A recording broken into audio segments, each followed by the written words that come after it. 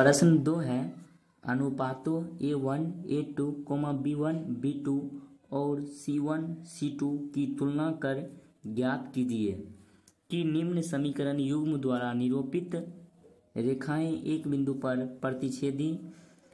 प्रतिच्छेद करती है, समांतर है अथवा समपाती।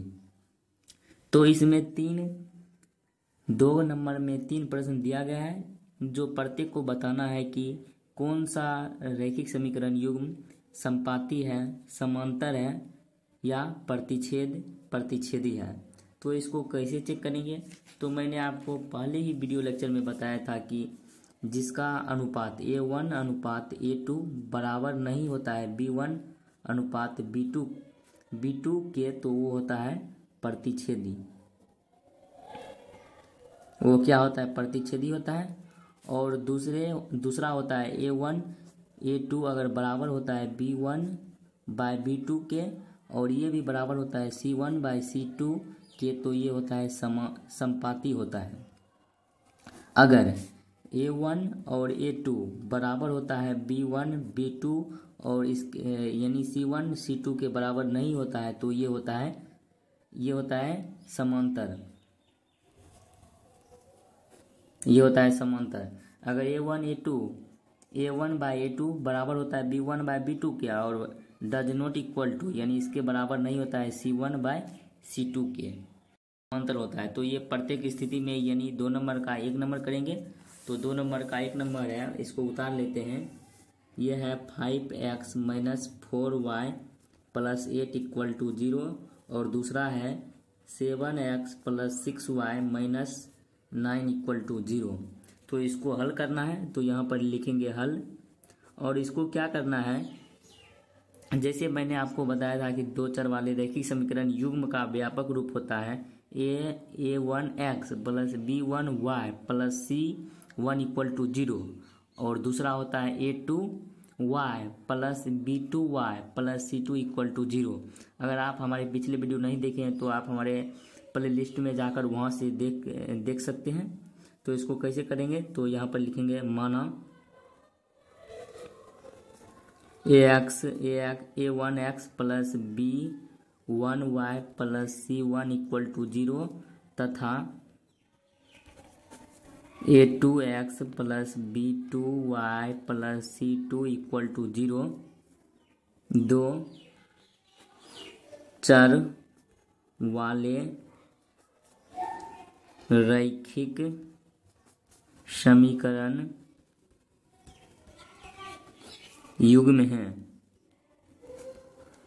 इसको मान लिए कि ये 2 चर वाले रैखिक समीकरण युग्म है, और जो ये प्रश्न दिया गया है इसको तुलना करना है कि A के स्थान पर क्या है, A1 के स्थान पर क्या है, B2 के स्थान पर क्या है, तथा लिख देंगे कि उपयुक्त को तुलना करने पर, उपयुक्त यानी ऊपर को जो ऊपर दिया गया है उपयुक्त को तुलना करने पर।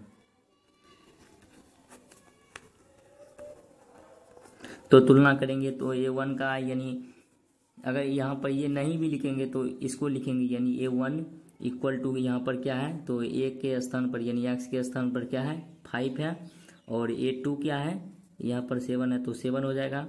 B1 क्या है यहाँ पर -4 है तो -4, B2 क्या है 6 है, और C1 क्या है 8 है, और C2 क्या है 9 है। तो इसको बताना है कि यानी ये समपाती है या समांतर है या प्रतिच्छेदी। तो इसको कैसे बताएंगे, यानी इसका अनुपात चेक करेंगे। तो इसलिए इसको बताने के लिए इसका अनुपात चेक करेंगे, यानी A1 बाय A2 ये क्या है 5/7 है।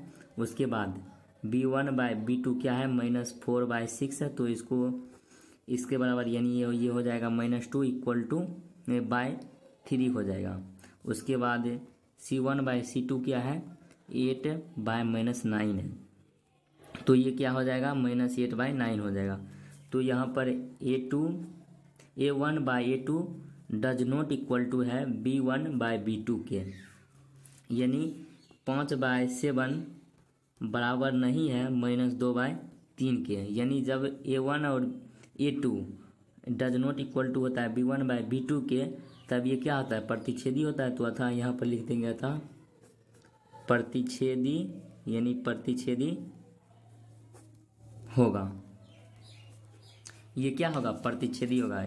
जैसे यहाँ पर A1/A2 does not equal to है B1/B2 को, तो ये क्या है, प्रतिच्छेदी है, तो इसका आंसर क्या हो जाएगा, प्रतिच्छेदी होगा ये।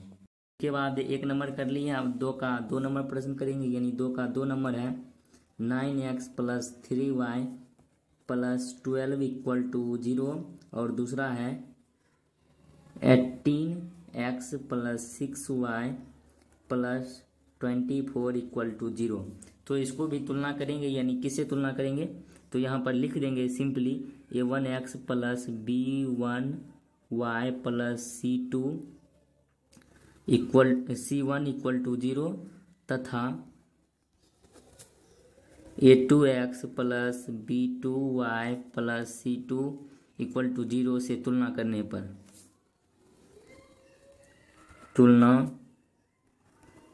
पर, अगर आप ये ऊपर वाले भाषा नहीं लिखते हैं तो सिर्फ आपको इतना लिखना जरूरी है कि हम किस चीज़ से तुलना करते हैं, यानी A1x + B1y + C1 equal to 0 तथा A2x + B2y + C2 equal to 0 से तुलना कर रहे हैं। तो A के स्थान पर कितना है, 9 है, और A2 के स्थान पर कितना है, 18 है, और B1 के स्थान पर यहाँ कितना है, 3 है, तो 3 दे देंगे, और B2 के स्थान पर क्या है, यहाँ पर 6 है, तो 6 दे देंगे, और C1 के स्थान पर क्या है, 12, तो 12, C2 के स्थान पर क्या है, 24 है, तो 24 देंगे।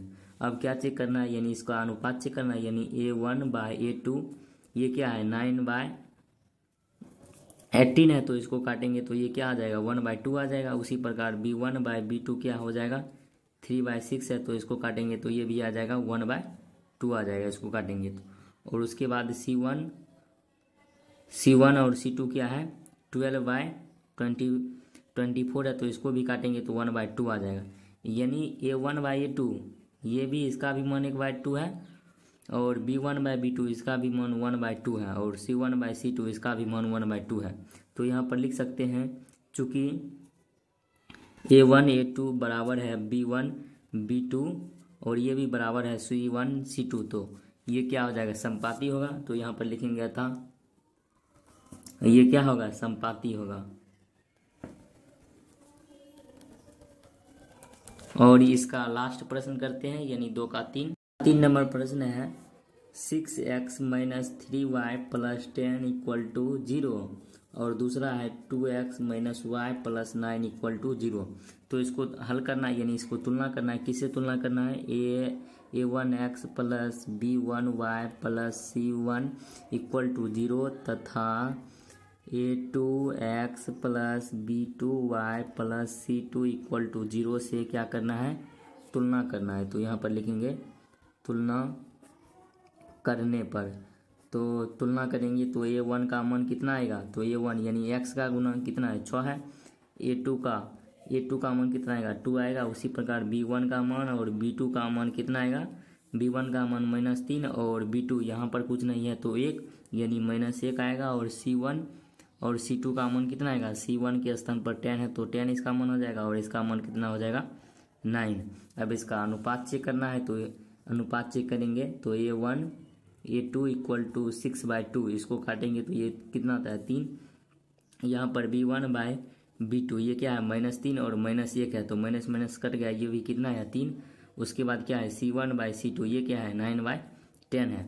तो इसका मान समान है, इसका मान समान है, लेकिन इसका मान समान नहीं है, यानी यहाँ पर लिखेंगे चूँकि A1/A2 बराबर है B1/B2 के, और ये बराबर नहीं है C1/C2 के। तो जब 2 बराबर होता है और लास्ट वाला बराबर नहीं होता है, तो वो क्या होता है, आप यहाँ पर देख सकते हैं, ये क्या होता है, समांतर होता है। यानी A1/A2 बराबर होता है B1/B2 does not equal to C1/C2 को क्या होता है, समांतर। तो यहाँ पर लिख देंगे अतः समांतर होगा। तो 2 नंबर में प्रश्न की संख्या 3 ही थी, जो कि कर लिए हैं। उम्मीद करते हैं कि आप लोग समझ गए होंगे।